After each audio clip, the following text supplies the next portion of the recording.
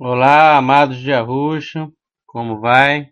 Estou um pouco sumido aqui porque estou resolvendo muitos problemas particulares e eu viajo hoje atualmente para trabalhar e estou com pouco tempo de fazer esses vídeos aqui sobre a escritura. Bom, o tema de hoje é sobre essa, não vou dizer polêmica, mas essa doutrina que formularam alguns falsos teólogos aqui, cibernéticos, conferencistas ou outras pessoas que se dizem grandes estudiosas e pegam a parte da Bíblia, interpreta como quer e passa uma menção que o Criador não é o que está no Velho Testamento, o que é totalmente absurdo e errôneo, né? Claro, óbvio que o Criador, o Deus e o Senhor que está no Velho Testamento é o nosso Criador, e o Novo Testamento corrobora o Velho Testamento. Então, não tem como desassociar os dois testamentos. Não adianta a gente pegar versículo isolado e dar a nossa interpretação ou achar, por romantismo, que o nosso Criador não tem direito de matar, de fazer o seu jugo, como ele fez no Velho Testamento. Então eu separei aqui 6 pontos, sem versos bíblicos, sem tentar refutar ninguém. Esse vídeo não é para refutar ninguém, eu não vou fazer mais isso aqui, mas eu quero mostrar 6 pontos básicos aqui para você entender um pouquinho por que nosso Criador teve que atuar às vezes de forma brusca, feia, matando, né, no Velho Testamento. E são 6 pontos interessantes que eu acho vale a pena ser dissecado aqui, então resolvi fazer esse vídeo aqui. Vamos lá. Bom, o primeiro ponto é para você, se o Criador, se o Deus do Velho Testamento é falso, sendo um demônio ou Satanás, quem foi que nos criou com sentimentos negativos como ira, ódio, inveja, ciúmes, vaidade e orgulho, ganância, desejo de vingança, desejo de poder sobre homens, grupos? Bom, se você parte do princípio que o Deus do Velho Testamento é um ser maligno, pode ser um demônio ou o próprio Satanás, e que o verdadeiro Criador é o do Novo Testamento, eu não sei onde ele aparece, o que aparece é o filho dele atuando e falando dele.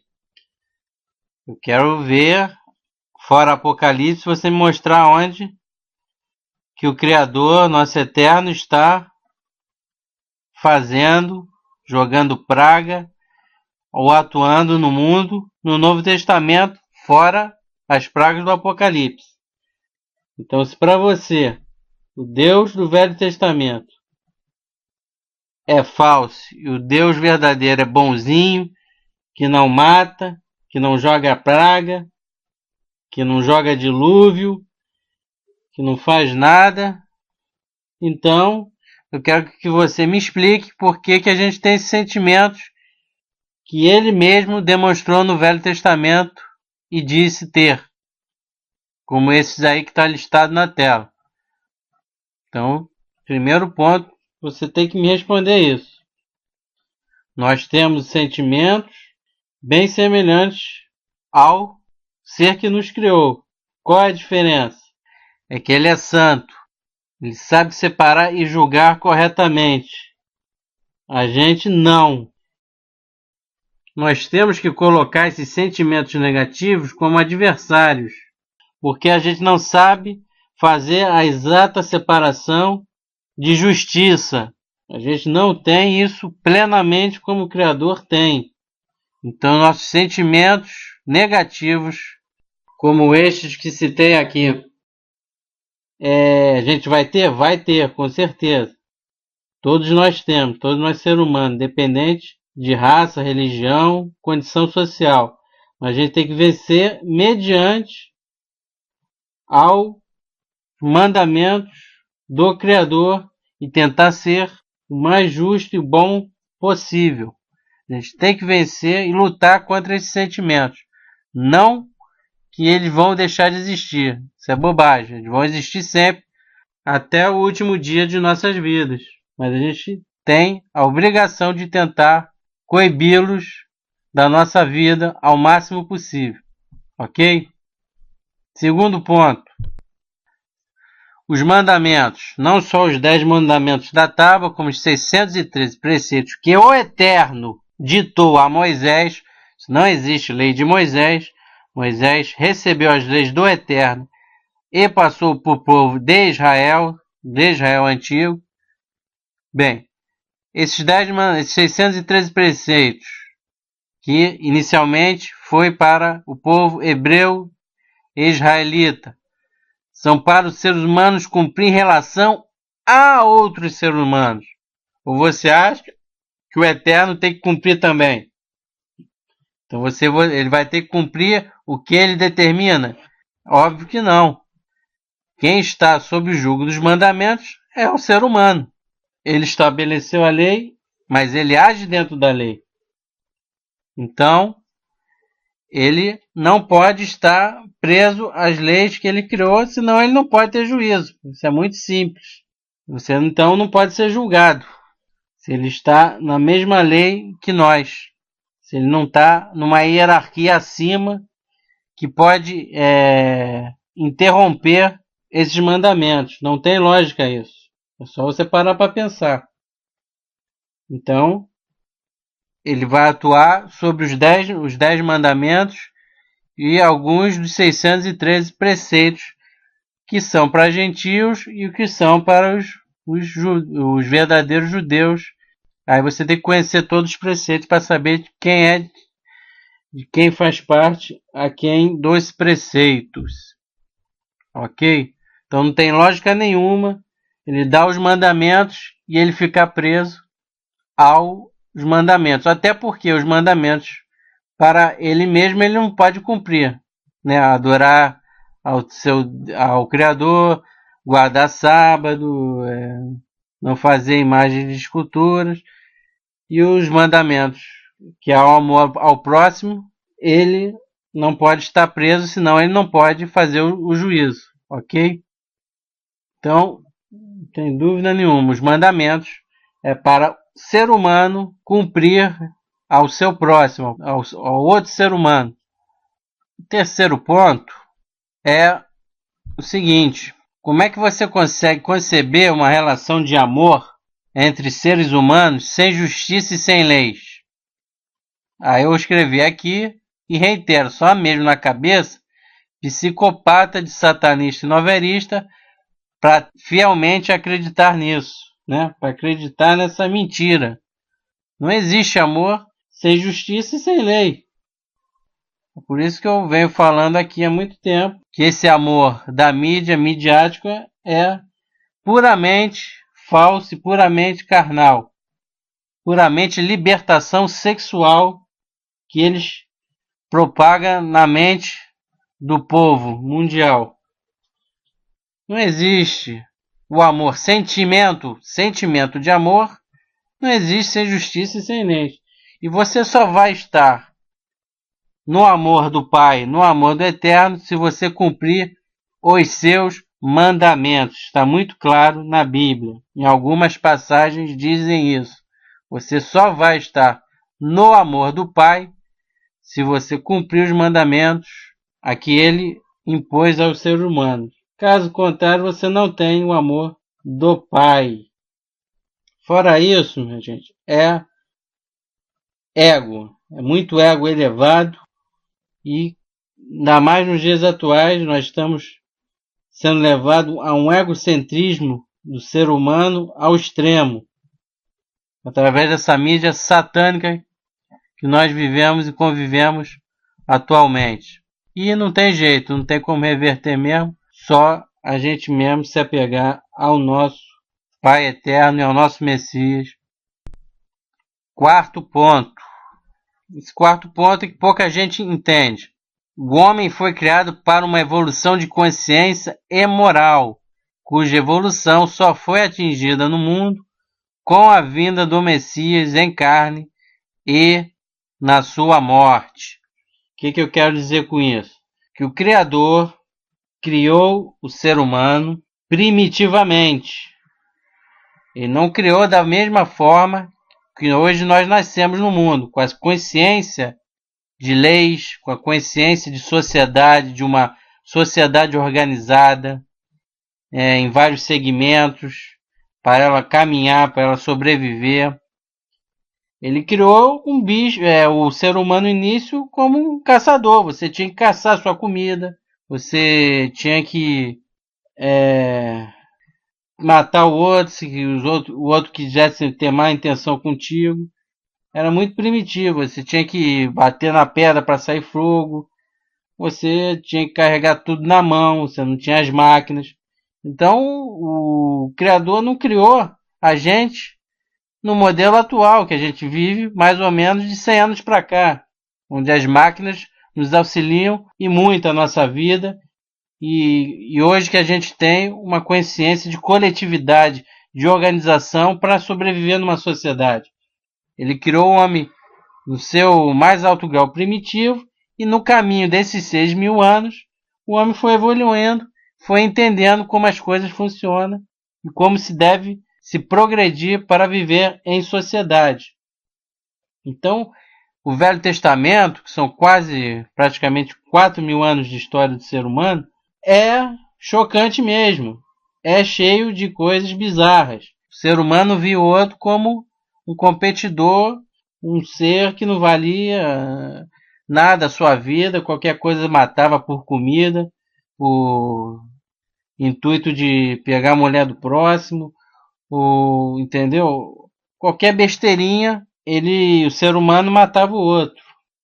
Não tinha esse sentimento, essa moral, essa consciência de evolução moral, só veio mais ou menos veio o nosso Salvador, que deu essa com o Evangelho e as Boas Novas. Por isso é que a lei tinha as penalidades que tinha, porque o homem não tinha ainda essa consciência. Então tinha que ser a lei a ferro e frio, né? O povo israelita da época, para ele ganhar a consciência.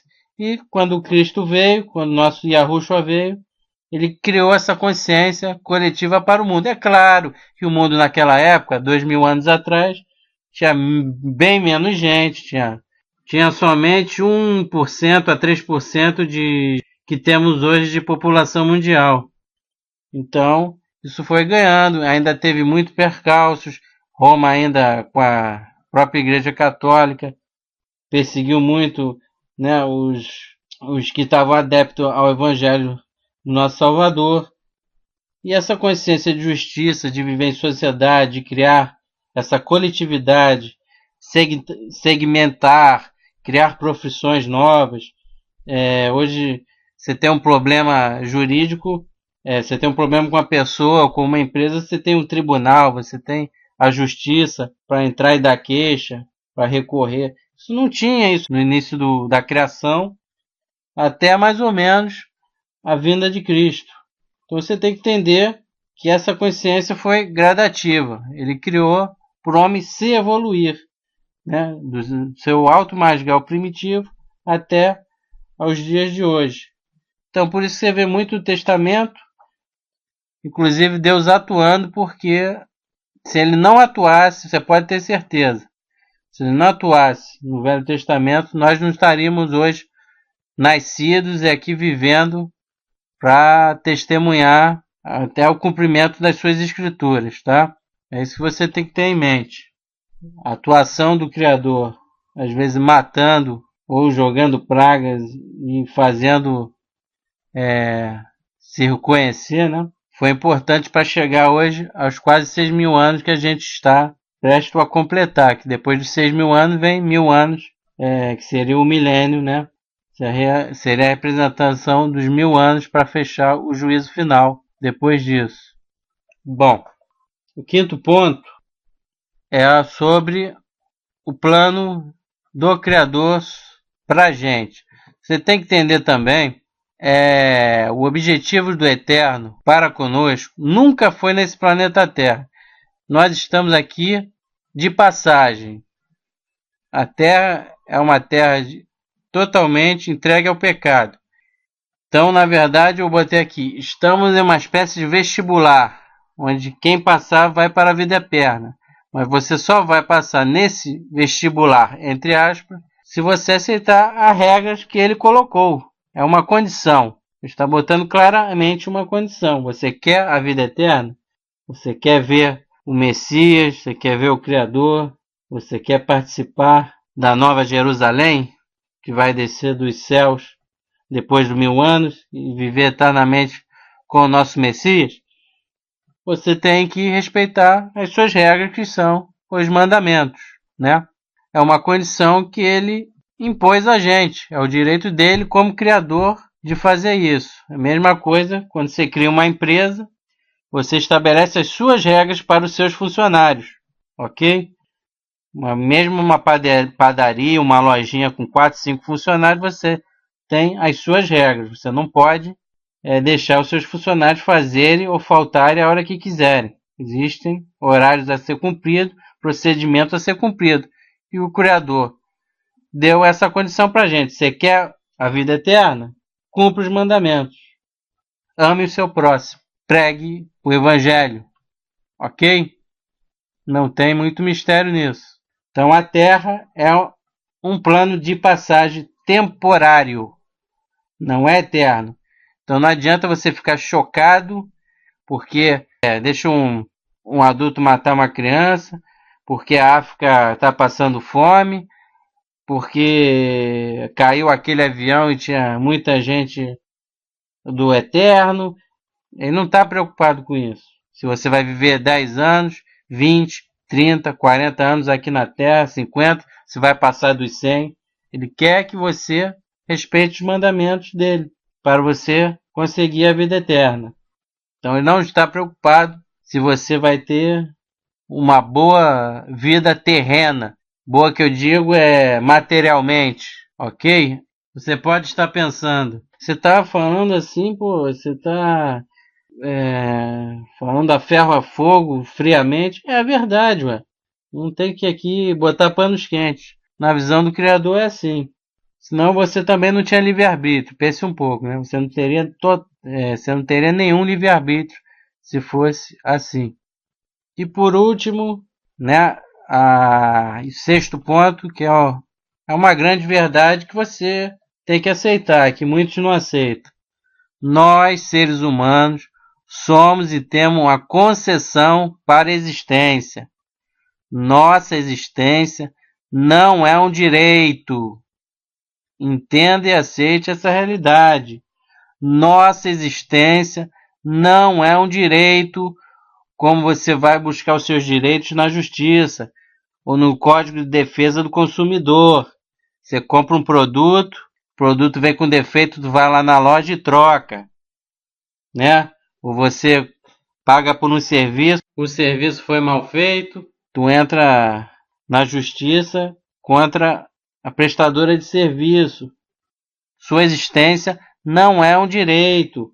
Você existe por concessão do Eterno. Você é criatura, ok? Agora, você vai aceitar isso ou não? Você vai aceitar essa realidade ou vai ficar batendo pezinho, agindo como uma criança? A hora que ele quiser, destrói. Não vai destruir a gente. Eu podia, nesse exato momento que você está vendo o vídeo, destruir a Terra, todo mundo, em poucos segundos. E aí, o que você vai fazer? Então, você tem que aceitar que a sua existência é uma concessão e não direito. Tem muita gente achando aí que a existência é um direito. Se porta assim, né? Se porta assim lendo a Bíblia. Principalmente ateu, agnósticos e maçons. Se porta assim diante das Escrituras. Aí o problema é deles. Cada um que vê a vida como queira ver, né? No seu ponto de vista. Então, meus amados, então vamos parar de romantismo, tá? Muitas coisas no Velho Testamento, o Criador teve que atuar para nós chegarmos hoje vivos, nascidos e temos direito à vida eterna. Muita coisa ele atuou para defender o povo de Israel. Muita coisa ele se antecipou, né? Às vezes mandou guerrear e até as tribos matarem, Moisés matar, para atingir o objetivo nas escrituras. E não adianta a gente ficar com o romantismo, achando que o Criador não fez aquilo, não pode fazer aquilo. E na verdade você fazendo isso, você está julgando, você está achando que você inclusive tem mais moral e que é mais santo que o Criador, que é um absurdo, né? Então não tente burlar o Criador, tá? Não crie na sua cabeça um Criador individual da sua maneira, que é favorável a pecadinhos, né? Que aceita a homossexualidade, que aceita cultuar falsos santos e deuses, que aceita uma traiçãozinha de vez em quando ao seu cônjuge. Vamos parar com isso, de criar o Criador ideal das nossas cabeças. Isso não existe.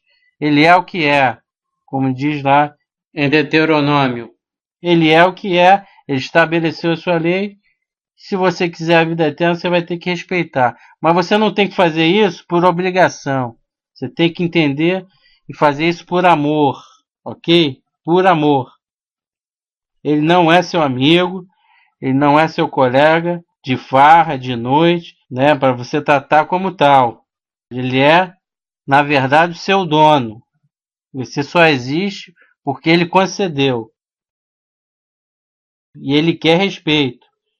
E respeito máximo de nós, como criador e fornecedor do fôlego de vida essencial para a nossa vida aqui na Terra. Não crie ilusões e não crie uma zona de conforto para que ele abrace os seus pecados. Não se iluda, não se engane. Você tem que tentar se santificar e a hora está chegando. Vai qualquer momento estourar essa primeira trombeta. Eu não sei quando se é 2014, 2015. Eu particularmente, agora vou dar meu depoimento aqui, eu acho que não passa de 2016, até porque eu fiz uma conta aqui dos papas, dificilmente a gente passa de 2016. Agora, isso é uma visão minha, você não é obrigado a acreditar e nem concordar. Uma particularidade minha. Não sei se é ano que vem, é 2015. Eu, particularmente, 2016 seria o ano fatal, máximo, que aconteceria o fim bíblico, né? Os dados 6.000 anos na Terra. Então, é esse o recado que eu dou. Pare de ir na onda, leia a Bíblia, não entendeu? Lê de novo, pede orientação ao Espírito Santo. E se caso não entender, tudo bem. Mas não duvide da palavra do Criador. Não vai nessa desses teólogos cibernéticos aí que nós temos, que não tem intimidade, não tem dom revelador nenhum com a Escritura, não serve ao Criador, que está aqui para exercer intenções que não são para alertar nem salvar ninguém. Aí você pode perguntar-me, e você, qual a sua intenção? Estou aqui para te dar um entendimento fora do sistema religioso safado que nós temos, e cabe a você pesquisar e tirar suas conclusões. Jamais vai me ver deturpando as escrituras a bel prazer e com teses que não estão dentro delas. Então, minha consideração final é: cuidado você que está adepto dessa teologia satânica, ou por influência de pregações de terceiro, ou porque faz romantismo ideológico da sua cabeça. Você pode estar colocando sua salvação em risco, desculpa o termo que eu vou usar, mas por ignorância.